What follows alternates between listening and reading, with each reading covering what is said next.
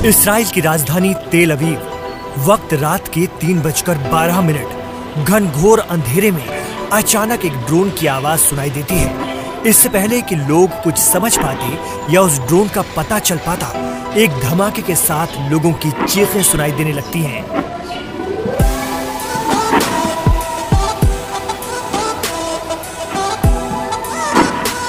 बाद में पता चला कि ये ड्रोन इसराइल के पड़ोसी मुल्क यमन से आया था, जिसे हौती बागियों ने छोड़ा था।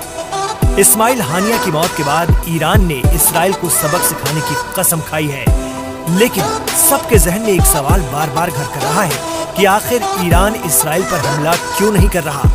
क्या ईरान की कसम, उसकी धमकी सब दुनिया के लिए दिखावा है? जैसे जैसे दिन बीत रहे हैं, कहीं ईरान का जज्बा कमजोर तो नहीं पड़ रहा? अगर कोई ये सोच रहा है तो वो गलत भी हो सकता है। दरअसल ईरान इस बार इसराइल को वो जख्म देना चाहता है जिसे वो बरसों याद रखे। इसके लिए बड़ी प्लानिंग और सिस्टमैटिक तरीके से काम हो रहा है। पिछली बार अप्रैल में जब ईरान ने इसराइल पर मिसाइल और रॉकेट दागे थे, तब इसराइल के आयरन डोम एयर डिफेंस सिस्टम ने 90% मिसाइलों को गिरने से पहले ही तबाह कर दिया था।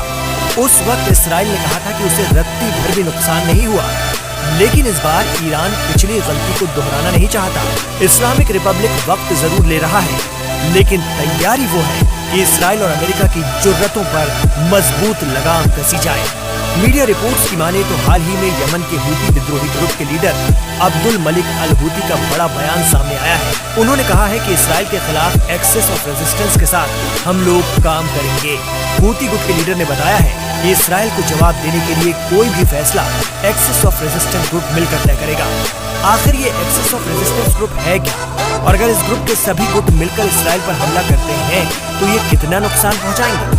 दरअसल 80 की दहाई से ही शिया बहुल ईरान ने मिडिल ईस्ट में अपना दबदबा और गलबा कायम करने के लिए बड़ी मेहनत और शिद्दत से कई शिया प्रॉक्सी तंजीमें तैयार की हैं। ईरानी रेवोल्यूशनरी गार्ड कॉर्प्स यानी IRGC, जिसे वहाँ पासदाराने इस्लाम कहा जाता है, उन्होंने बाकायदा इन ग्रुप्स को ट्रेन किया, फाइनेंशियल से लेकर हथियारों की मदद की। हालांकि ईरान इस बात को तस्लीम नहीं करता, लेकिन अब वक्त आ चुका है कि ये तमाम ग्रुप ईरान के लिए इसराइल को चौतरफा घेर लें, और यही है एक्सेस ऑफ रेजिस्टेंस का formula. Axis of resistance group में फिलिस्तीन में हमास, लेबनान में हिजबुल्लाह, यमन में हूती बागियों समेत इराक में बदर ऑर्गेनाइजेशन, सीरिया में कताइब हिजबुल्लाह जैसे संगठन आते हैं जो ईरान हिमायती हैं। कहा जाता है कि ये ईरान के जरिए ही खड़े किए हुए हैं, और इस बार ईरान खुद और इन ग्रुप्स के जरिए इसराइल को जबरदस्त तरीके से घेर कर तबाही लाने जा रहा है। इतना ही नहीं, इस बार ईरान इतना वक्त इसीलिए भी ले रहा है कि तैयारियां एकदम पुख्ता की जाएं। ईरानी आर्म फोर्सेस के जरिए चलाए जाने वाले डेफा न्यूज के हवाले से कहा गया है कि ईरान ने एक लिस्ट जारी की है जिसमें साफ है कि इस बार इसराइल को कहां-कहां निशाना बनाना है। लिस्ट में इसराइली मिलिट्री बेस, तेल अवीव में इसराइल का फौजी दफ्तर, यरूशलेम की नेसेट बिल्डिंग, इसराइल के 8 एयर बेस, कई शहरों की अहम सिविलियन इमारतें, power plant, airport, gas field और दूसरे ठिकाने शामिल हैं। ये टारगेट लिस्ट काफी लंबी है। हो सकता है कि ईरान का मकसद ऐसी लिस्ट जारी करके इसराइली डिफेंस सिस्टम का ध्यान भटकाना हो, लेकिन इतना तो तय है कि ईरान की तैयारियों को देखते हुए इसराइल दबाव में है।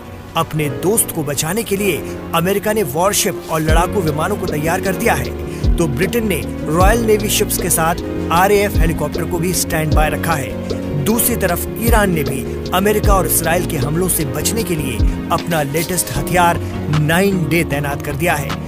सतह से हवा में मार करने वाला ये डिफेंस सिस्टम ईरान में ही बनाया गया है, और दुश्मन की मिसाइलों और फाइटर प्लेन को आसमान में ही 20 किलोमीटर ऊपर से भी ढूंढ कर मार देता है। इसमें से एक साथ 8 मिसाइलें दागी जाती हैं जो असलहा लेकर चल रहे भारी हेलीकॉप्टरों और फाइटर जेट को बहुत दूर से पहचान लेती हैं और पल भर में तबाह कर डालती हैं। ईरान की तैयारियों से लग रहा है कि वो न सिर्फ इसराइल पर खुद और प्रॉक्सी के जरिए सीधे हमले करवाएगा, बल्कि अमेरिका और उसके दोस्तों से भी पूरी ताकत से निपटेगा।